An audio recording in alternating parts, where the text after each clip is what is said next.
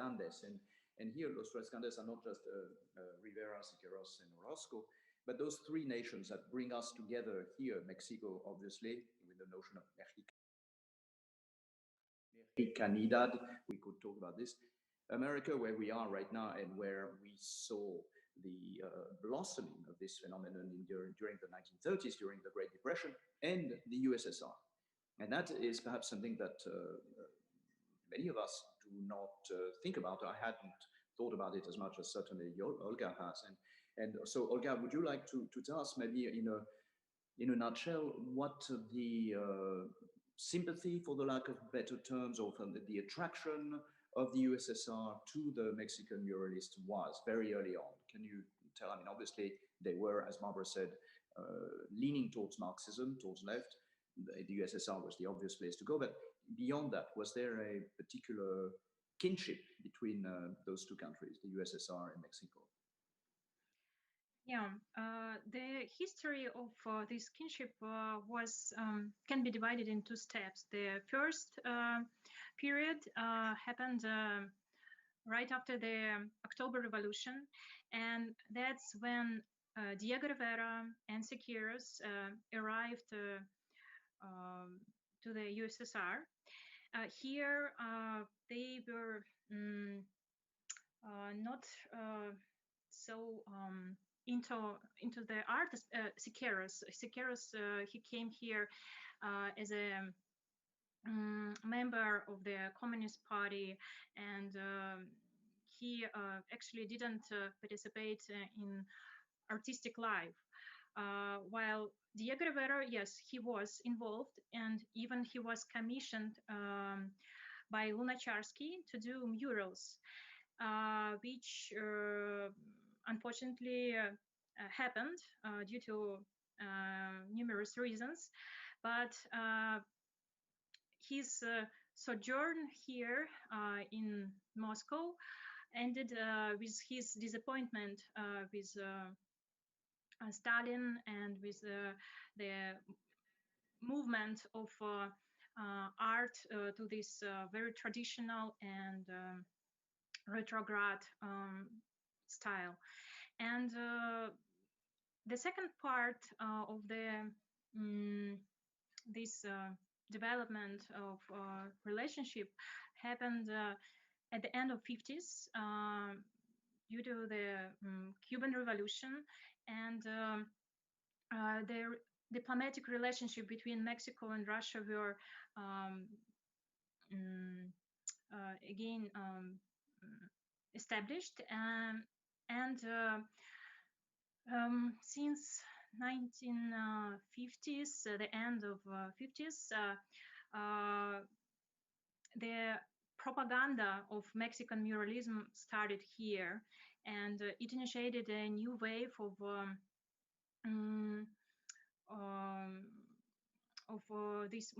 Russian Soviet monumental art. And particularly Siqueiros was the one who was very well received here as a hero, and also it was not publicly known, but among the authorities, they knew the fact of his participation in the attempt of assassination of Trotsky. So, and yeah, just briefly speaking, yeah, it's. One of the things interesting about the Mexican project, the Renaissance, is that it was really about national identity. It was a way for the government to create a sense of shared history in Mexico in a time when there was no shared history. Mexico, after the revolution, was multiple ethnicities and different ethnicities, no common language. And the government, in trying to create a sense of national unity, then commissioned artists to create these murals depicting Mexican history and, of course, the social ideals of the revolution. And that struck a chord in America. You know, Roosevelt came into office really with the task of revitalizing the economy and shoring up American confidence in the future. And that the Mexican example as a way to define a new kind of national identity, to pick elements from the past that would suggest the possibility of the future, was something that really was the reason the artist became part of the WPA project, the work projects that under the Roosevelt administration. Yeah. No, thank you, Barbara, for saying that. That helps me to segue about an interesting idea. You mentioned the McCarthy lens, and I'm glad you did this, because I think that to a very large extent we in America, but also in present-day Russia, we look at the relationship between those two powers, between the West and capitalism and socialism, as these two antinomies, these two enemies. And what we forget that they were not always like that. We were allies, real allies, during World War II, big time, as we know, against Nazi Germany and the alliance, the Axis, sorry. But also before World War II, and with Roosevelt, with the New Deal, and before, there was what we forget is that America had a very strong communist presence. I love the fact that I'm going to quote a sentence from Glenn Lowry, because there was a more focused show that you obviously saw in 2010, I think, or 2011, that Leah Dickerman did on one of the great murals that Rivera did for MoMA, and which was not shown for something like 70 years or so, until she pulled it out of the storage. And Glenn, in this very euphemistic and careful way, says capitalism was viewed with uncertainty by a broad swath of Americans. Well, the Communist Party was completely legal. It was very popular. And people like Rivera, Siqueiros, who were openly affiliated with the Communist parties, were very welcome here. And can you sort of expand a little bit on this aspect of things? Right. Well, I think the stock market, the collapse of the stock market, really shone a light on the inequities of capitalism.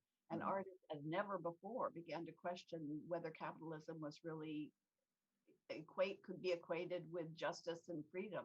And a number of artists, as you say, more than in any other time, banded together. The John Reed clubs were across the country. 30 clubs across the country really were fighting against fascism and more, but very much aligned with the Communist Party until around 1939-40, in which, when Stalinist practices then dissolved the unity within the left, and the American Artists Congress broke up at that point. Yeah. And so back to the USSR, we're going to track back a little bit, and I'd like to hear Olga's views on this. I mean, Rivera, he got his flag for a number of reasons. He claimed that he had a role in the Mexican Revolution between 1910 and 1920. Very, as we point out in the catalog, devastating revolution. 1 out of 10 Mexicans died, 1 million dead. Well, it turns out Rivera was not in Mexico during the revolution. He was in Paris having probably a nice life, but openly he is a member of the Mexican Communist Party. The fatherland of communism, we know by then, is obviously the USSR. Lenin dies in 1924. In 29, Stalin, I believe, celebrates his 50th birthday or something like that. There's a big celebration. 1927 is also the 10th anniversary of the October Revolution. And Rivera is invited, as are the Mexican muralists. At that time, their allegiance to Moscow is very clear and untainted, unquestionable. They are, out there as communist members. And apparently, Rivera even was seated not very far from Stalin himself during those celebrations. And then things go south. He sort of remains a Marxist, but takes a very critical stance towards orthodox Marxism, Stalinist Marxism, and becomes more of a Trotskyite. So making it more complicated for himself, and is eventually excluded from the Mexican Communist Party. He's excluded, sorry for interrupting. No, please. He's excluded because in 1924, a new government comes in and outlaws the Communist Party. And Rivera continues to make murals for that government. Siqueiros and Orozco are excluded from any mural commissions. Rivera continues to make them. So already in 1924, he's considered a sellout. And even people in the John Reed Club begin to criticize him, and for exactly that reason. He came to the US for the Museum of Modern Art show and spoke at the John Reed Club and was heckled. He couldn't speak because Wow. they accused him of being a sellout for them. Not only had he just kind of violated the oath in Mexico, but also when he came to America, he began working for capitalists already in 1931, and then 32 at the Detroit Institute. But already in 24, he was expelled from the party. So very early on, yes. But there is this very complicated inimical opposition between the Stalinist version of Marxism, which is the dominant one, and the Trotskyite version, which with Trotsky having been kind of expelled, who immigrated from the USSR to Mexico, and who knew Diego Rivera, Frida Kahlo, and all the artists there. And that's where the allegiance of Diego Rivera and others was drawn to. So he was, on the one hand, not very welcomed by capitalists in the USA because he was a Marxist. And on the other hand, he was not very welcomed by the stronghold of Marxism in the USSR. Do you want to comment a little bit on that, Olga, or Barbara, either of you? Let me just jump in for a moment, and then I'll turn it over to you, Olga. That one of the interesting things about the Rockefeller Center mural that Rivera was commissioned to paint. One, he was here with another capitalist that he was working for. And although the mural began to devolve into a dichotomy between the utopian communist world and a kind of sybaritic, violent capitalist one, it wasn't until there was an article in the leading communist journal, again criticizing Rivera for having sold out, that it was at that point that he asked his assistants to get him a photograph of portrait of Lenin, which then he incorporated into the picture. So he was desperate to get back into the Communist Party. Frida Kahlo was much more allied with the party. And he was, it was really in response to a denunciation by the communist press that he included the Lenin portrait in the RCA mural. Mm-hmm. That's great. Thank you for this this very important clarification, Barbara. Yes, I wasn't aware of that. But nonetheless, you would agree that the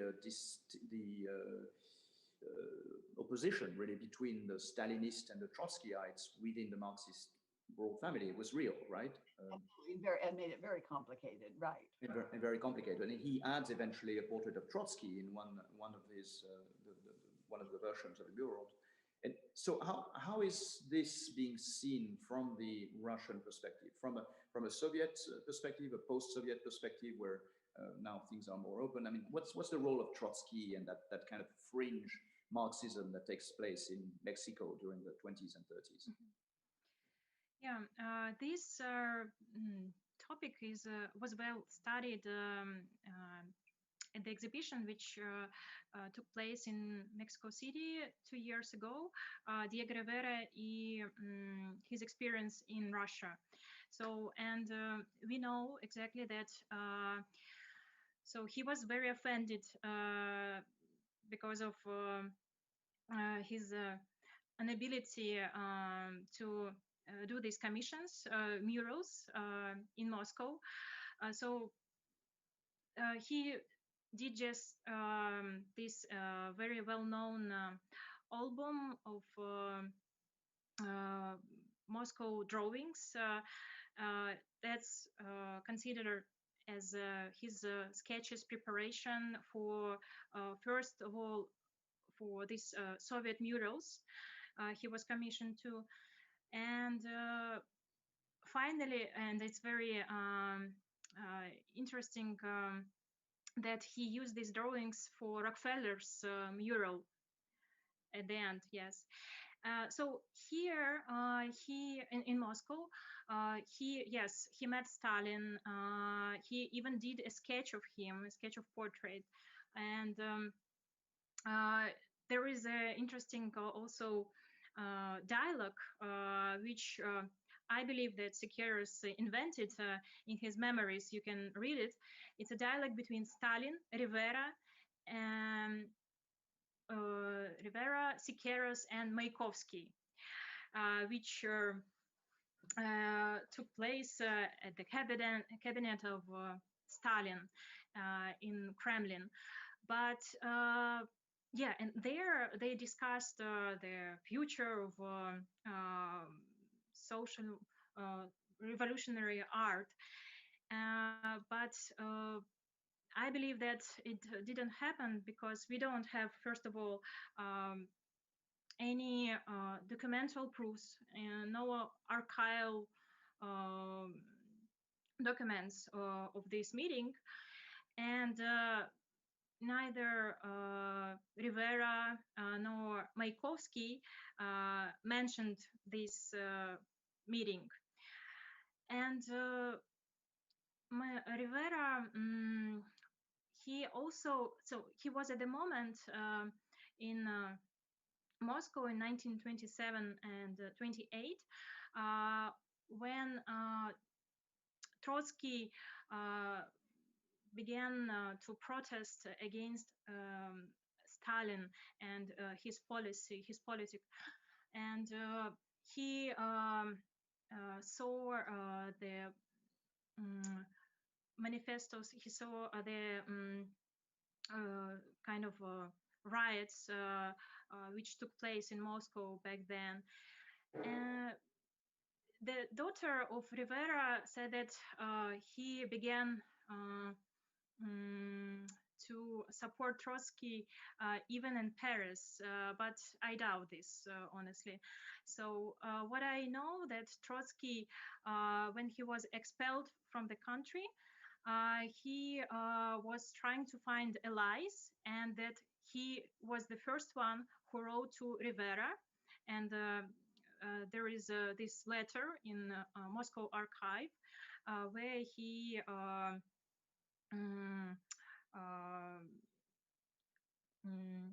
asked Rivera to be, how to say, ally, and to start their friendship. So then Rivera was the one who asked for acceptance of Trotsky in Mexico. So yes, Rivera was very complex painter, and it's very interesting that here he was first received as a great artist, and we know that Mayakovsky in 1930, 31, he traveled to Mexico, and he was received by Diego Rivera personally, and Rivera showed his murals, and Mayakovsky claimed them the first and the best revolutionary art, monumental art. So Mayakovsky, when he returned, he I'm sorry, he traveled in 1924. Yeah, I'm sorry, even before that. So before Rivera came to Moscow, here in Moscow, Rivera was already known thanks to Mayakovsky, thanks to his publication in magazines, in Soviet magazines, about his art, and so he praised Rivera there. But yes, after Rivera was expelled from the party, and after his commission for the American ambassador to Mexico, and after his works in the US, so here his attitude to him in Moscow changed rapidly. So he was called renegade, and everyone who praised him before had to change publicly and apologize for their wrong opinion about this artist. So well, the idea, Rivera does have a very complicated relationship to the Communist Party and to politics in general. So one of the things I think I mentioned when he first came to the U.S., he went to San Francisco and painted 3 murals, all of them for capitalists, one of them actually for the stock exchange, and all of them glorified American industry and the bounty of California agriculture. When he was in Detroit doing the mural, he arrived just at the moment that there were hunger strikes and marches on the Ford factory because of terrible working conditions and unemployment. And that was nothing that he put into the mural at Detroit at all. Mural was essentially a glorification of industry, a glorification of the Ford Motor Plant. And while he was in Detroit, America at that point was sending Mexicans, often citizens, back to Mexico, repatriating Mexican citizens. And Rivera at the very beginning was in favor of that. He held conferences and sort of campaigned to send Mexicans to return to Mexico. And one of the interesting things you're talking about, the Trotsky-Stalin debate.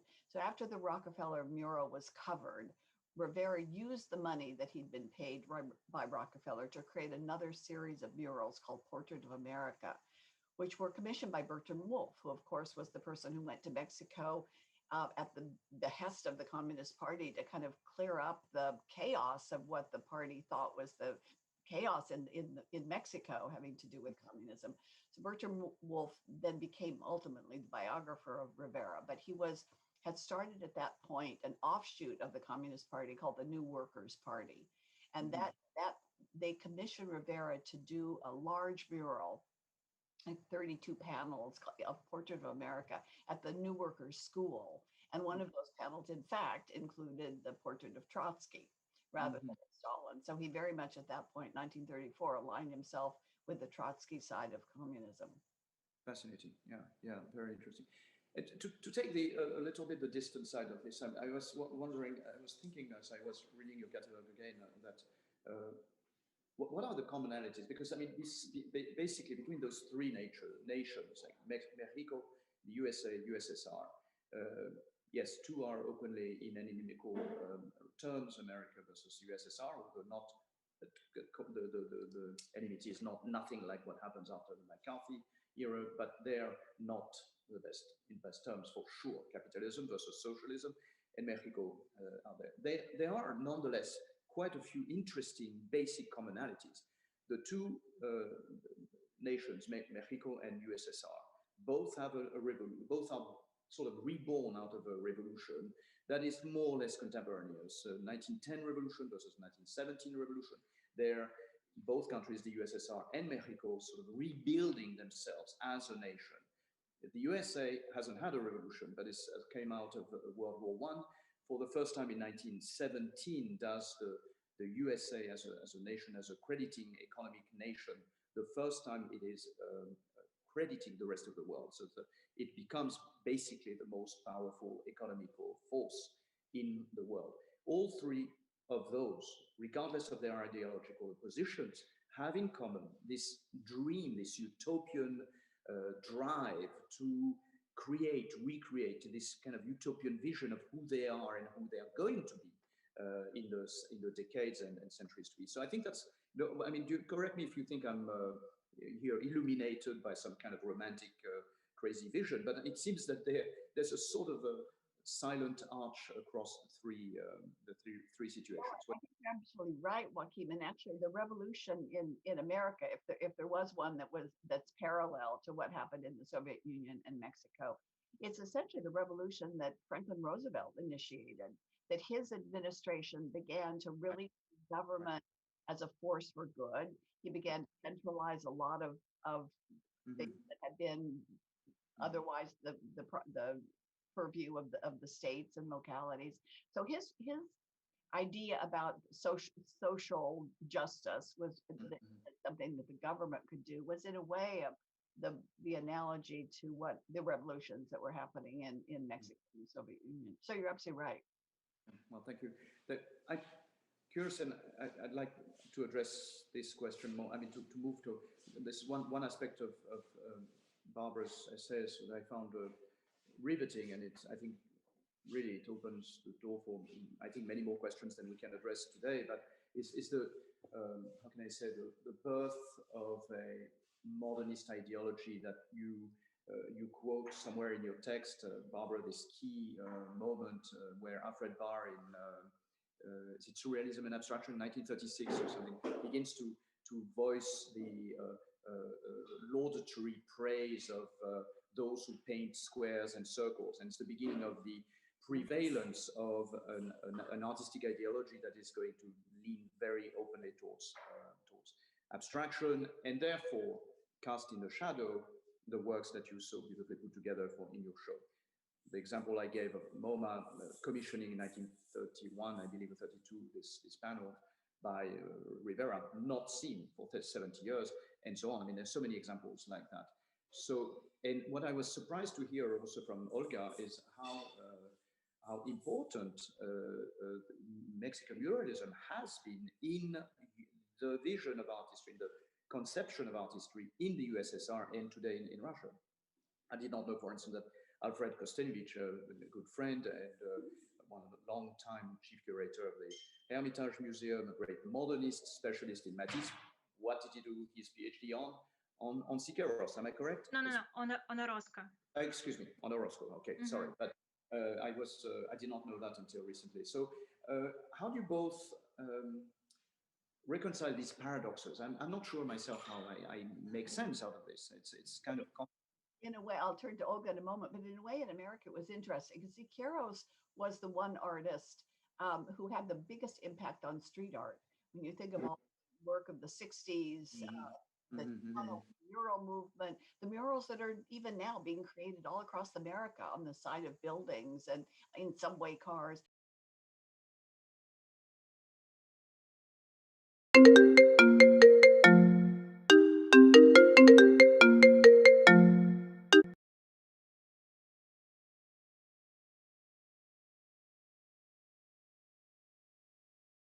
That all owes to Siqueiros. So the idea that art has to be public, it can't be inside, it can't be at a museum, it can't be in a private home. It has to be, it's public, it has to be outside for everyone. And so his legacy really, I think, is remained even to this day. Roscoe, it kind of influenced people in different ways. Pollock, for example, and a lot of the artists that are still using figuration to talk about the human condition. I look to a Roscoe, but it's a Roscoe and Siqueiros who really have come out of the 20th century as being the dominant Mexican muralist, as opposed to Rivera. At this point, is in a way heralded as a major figure, no doubt, but considered a little more illustrative and a little more politically ambivalent. Very interesting. Yeah, I would just wanna agree with you that this is these similarities between our three countries. It's really amazing, and it was called by Danielle Spencer the impossible triangle. So I I agree with her. And as for the influence of Mexican muralism in the USSR, still there is a big difference between our situation and the American, because there the influence was immediately when they arrived, so in 30s, and here again, so there are numerous reasons, but the real impact of Mexicans and especially of Siqueiros happened since 60s and 70s, and I can show you these murals which we had and unfortunately which are still underestimated and understudied, but it's really interesting comparisons between all three cultures. Let me share my screen for a second. Yeah. So how to move them? Here I just put for example similarity of the early years between Diego Rivera, American artist William Gropius, and two Russian artists. So just as an example, but it's another one, yes, Deineke, and also American artist. So we can see this connection, which is also very interesting between yeah, two countries with so different ideology. Mhm. And here are these murals which were influenced by uh, the huge propaganda of Mexican muralism, especially at the Hermitage. We had in 60s up to 80s, we had big major exhibitions of Mexican muralism and personal exhibitions of Orozco, Siqueiros, Rivera, and monumental art had its renaissance thanks to their influence. So yeah, Mm. it's really interesting. Fascinating, fascinating. Thank you both. This is I think, a whole other two dimensions I don't think about spontaneously. And thank you, Barbara, for pointing out the heritage, I guess, the street heritage of Orozco and Siqueiros. It's fascinating, and likewise. So obviously, these Olga, these projects were officially sponsored, needless to say, by the Soviet administration of the time, and Yeah. 50s or 60s. I see one of the murals of Gagarin. What happens to those now? Are they still revered, of interest to present day students like you or your Slowly, yes, they are gaining more and more interest, but unfortunately, many of them since 90s were destroyed, and yeah. So last time I was in Mexico, I met with the director of the studio of Diego Rivera, the museum, and he was so enthusiastic about these Soviet murals. He wanted to know more about them, but we don't have enough studies. So it's probably it could be a project of exhibition and to parallel three movements, three countries. So. Yeah, absolutely. Los Tres Grandes revisited after Barbara's great exhibition. So Barbara, you're going to make you're going to be, I'm sure, credited, but also probably sometimes you're going to make the work of art historians in the future much more complicated. I welcome this because I personally I'm sort of reticent to a sort of linear vision of art history. Certainly, after seeing your show, there's no such thing as a linear version of art history. Triangular at the very best, but I think even that is too simple. It is too simple. I'd like to bring up and ask you a question, a naive question, but there are some unexpected names that we saw Pollock in the video.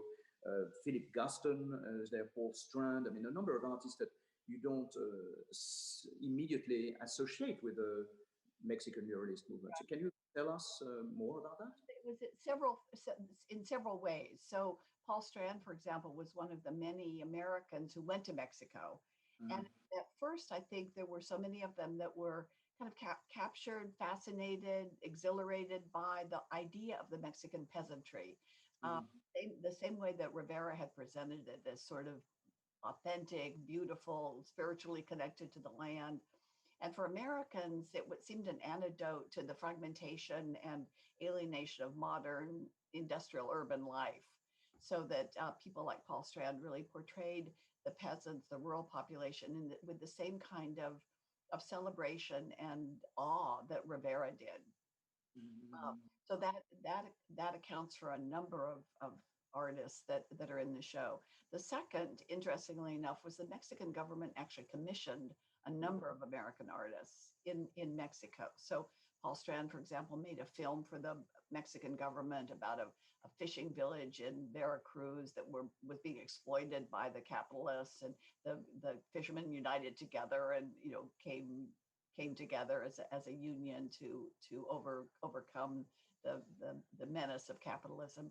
And then there was a very fascinating market that was built in 1934 called the Rodriguez Market, Abelardo Rodriguez. Rivera was the nominal head of the art part of the market. It was huge. It was a block long, still exists, which is kind of wonderful. It was a full-scale market, kind of intended to be kind of a modern example. It had a market, but also an auditorium, a library, a daycare center, every full service market. And they commissioned 10 artists to do murals throughout the market. And 4 of them were actually American. And the man that Rivera was nominally in charge, but the man that actually oversaw the daily operations and exhorted the muralists to make more political imagery was a man named Pablo O'Higgins, who was born Paul Stevenson, went to Mexico, joined the party, and changed his name to Pablo O'Higgins.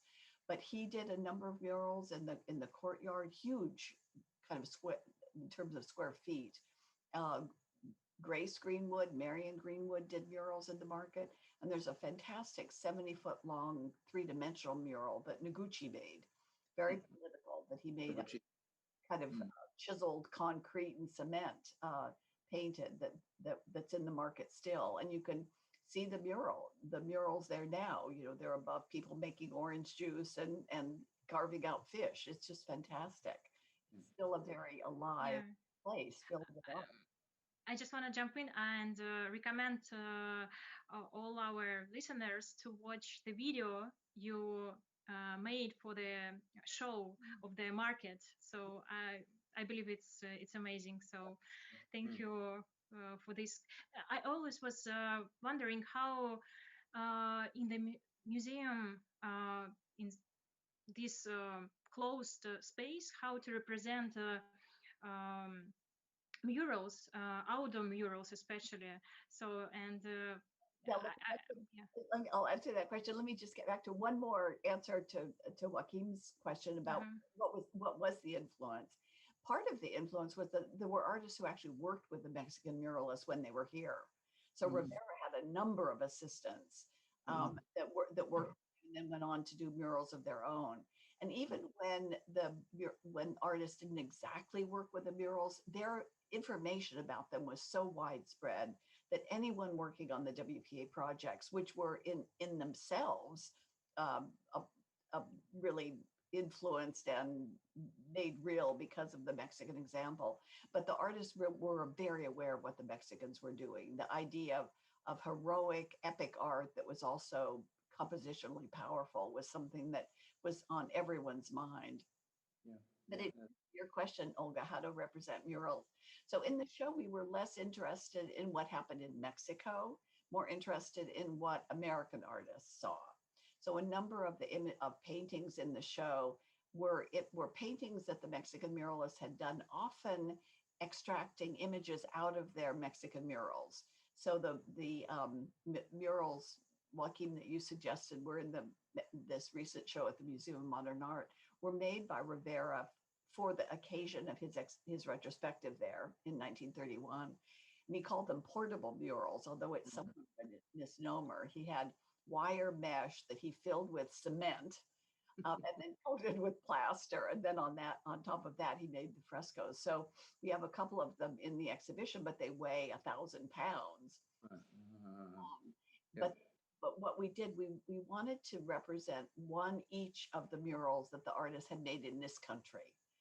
So we used different kinds of techniques. We for the Roscoe mural at Pomona of Prometheus, it's in a 3-dimensional kind of alcove, and we recreated that alcove, represented the mural. The Siqueiros America, which was his biggest mural and most controversial mural in Los Angeles.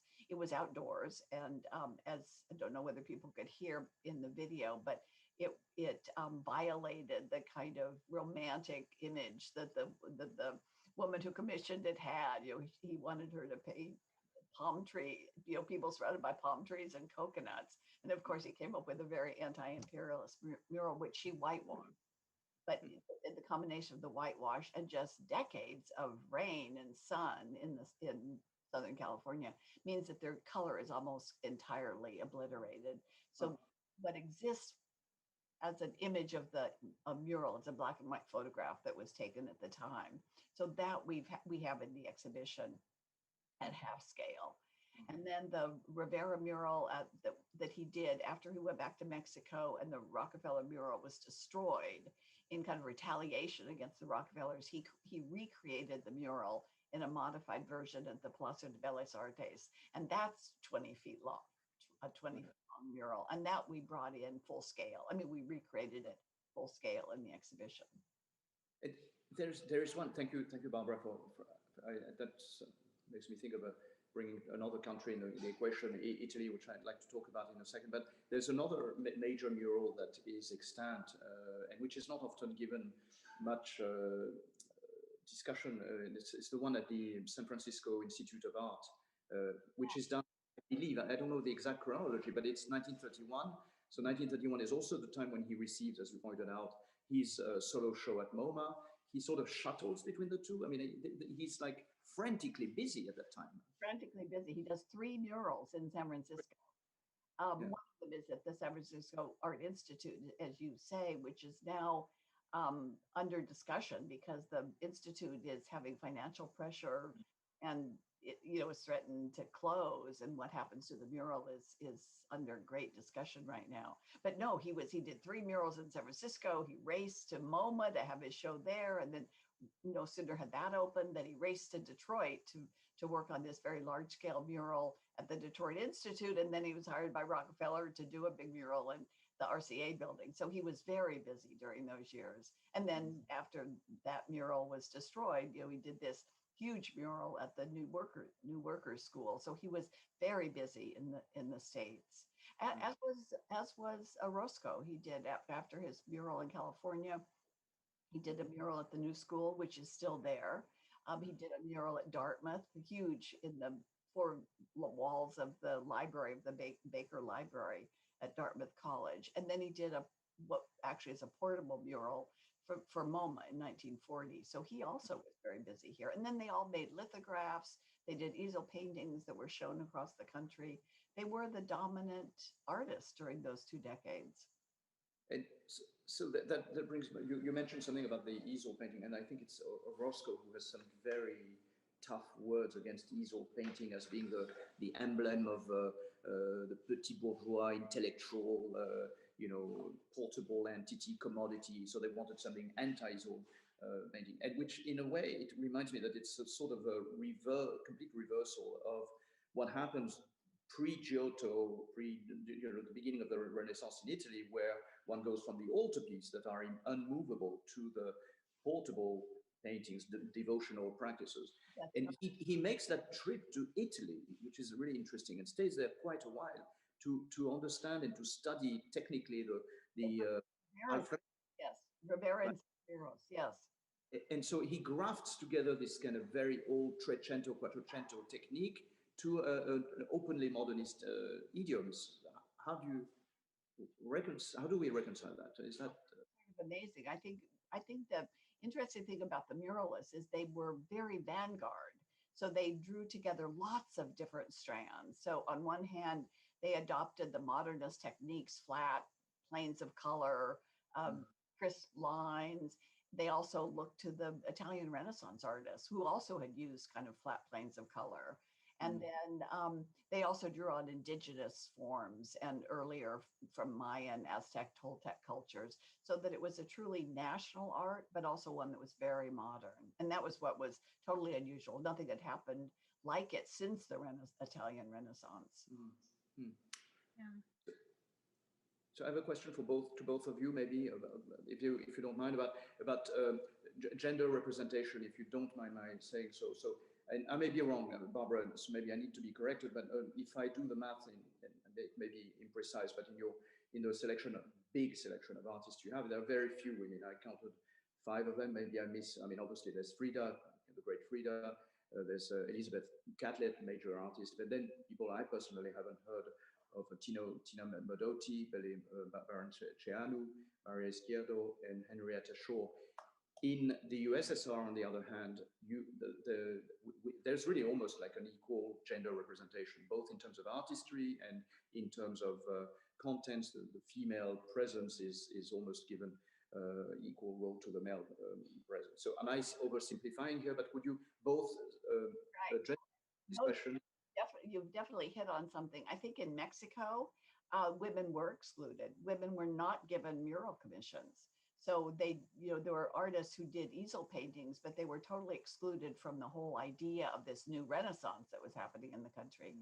In America, there were a number of artists that were, I mean, women artists were part of the New Deal programs, but they hadn't worked with the Mexican muralists. So in the show, we were very careful to only include mural studies by artists that had a direct relationship. Otherwise, it would be kind of one more exhibition of WPA mural studies. So that in the actual commissioning during the WPA, the women took an equal share, but certainly the artists that worked with the Mexican muralists did not. They were mainly male. Right. Yeah. So as for the USSR, the presence of women artists from Mexico happened at the second part of the 20th century. Oh, no, I'm sorry. First, Tina Madotti arrived in Moscow at the beginning of 30s, but she actually gave up her photography in Moscow.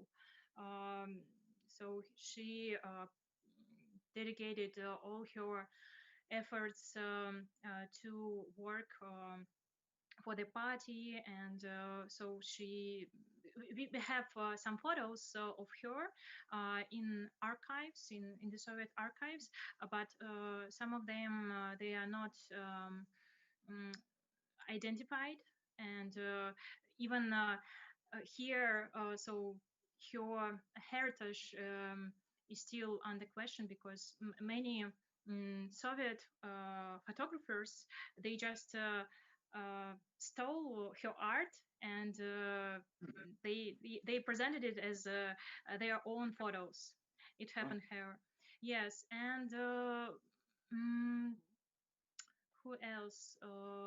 By the way, the daughter, the stepdaughter of Siqueiros, so Adriana, if I'm not mistaken. So she came to Russia, the Soviet Union, and she actually studied here. I think in 60s something, if I'm not mistaken. So yeah, there is a little presentation of female Mexican art. Yeah, that is so fascinating. And another aspect, Joaquin, which you've hit on, I think, is that in terms of the actual imagery in the murals themselves, that although the Mexicans, I do think, brought in women as definitely part of the revolution, that they were equal partners, handing out guns and fighting against the hacienda lords and the capitalists. In the United States, the celebration of the worker generally had to do with male workers in factories and on the farm. Yeah. Well, I see that it's I saw a sign in the chat box saying that it's 1 o'clock, and perhaps we should begin to think of concluding this. I mean, fascinating, and as I said before, we cannot begin to do justice to the wealth of material that you've presented to us, Barbara. I think that it's going to really lead to a whole new generation of thinking about that. And likewise, Olga, the avenues of interest, the exchange between Mexico and USSR via the United States or not, it's really something fascinating. I wanted to go back to something regarding Mexico and the initial impulse. You pointed it out yourself in the catalog and a few minutes ago, Barbara, about this idea that was commensurate with the post-revolutionary administration to unify a country that had never been unified. Hundreds of ethnic groups, and I don't know how many languages were spoken in Mexico. We don't think about that often when we see the Mexican flag. This unity is not indigenous to the country itself. What about that diversity today, and is it represented in any way or form in the Mexican muralist project at large? Today, the muralists? Yes, or I mean then and now. Sorry, but I posed the question the other way around. So. Well, I think that the muralists really saw the indigenous population as being homogenous, so they celebrated that. Yeah.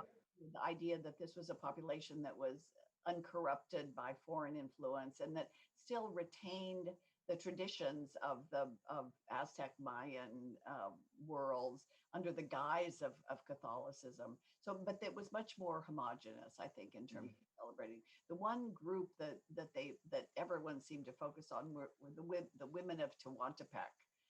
So that a number of Rivera canvases, there's the Eisenstein film, again, a Russian connection, was really focused on that wedding ceremony in Tehuantepec.